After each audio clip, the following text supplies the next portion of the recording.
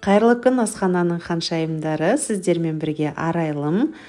Дастарханның сәнін келтіретін осындай мини бауырсақтар немесе ши бауырсақтың рецебімен бөлісетін боламын. Каналға тіркеліп, лайк басып, пікір қалдырыңыздар. Ең алдымен опара жасап аламыз. Ол үшін жылы сүтімізге дрожжи, қант және сгущенное молоконы қосып, барлығын жақсылап араластырып, бетін жауып, шамамен 15 минутқа қалдырамыз.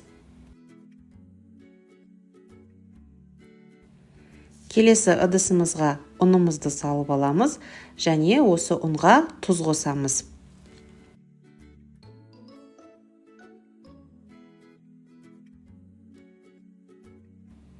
Дайын болған опарамызды ұнымызға қосып, жақсылап қамыр илейміз.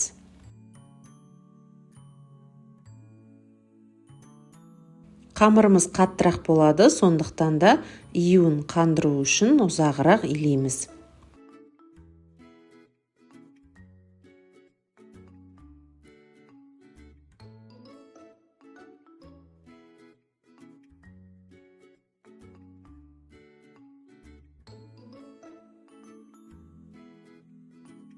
Жақсылап иленген қамырымызды бетін шауып, жылы жерге 1 сағатқа қалдырамыз.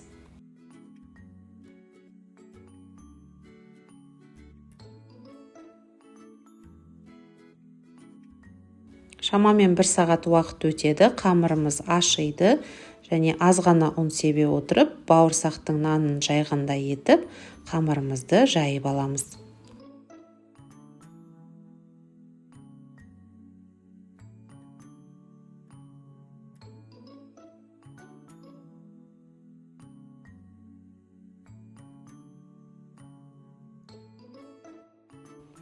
Жайылған қамырымызды полоскалар қылып кесеміз және де осындай майда-майда төртбұрыштарға бөліп, қуыруға дайындаймыз.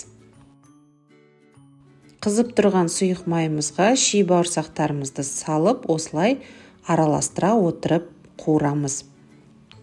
Бауырсақтарымыз біркелкі қызару үшін міндетті түрде осылай араластырып отырасыздар. Бауырсақтарымыздың түсі қызғылт сары, яғни қанық болады. Жасап көріңіздер, қыздар.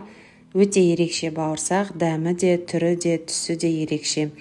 Кез келген дастархандарыңыздың сәнін келтіреді. Дастархандарыңыз әр қашанда берекелі болсын. Алла тағала үлкен сауаптардан жазсын. Ас болсын, қыздар.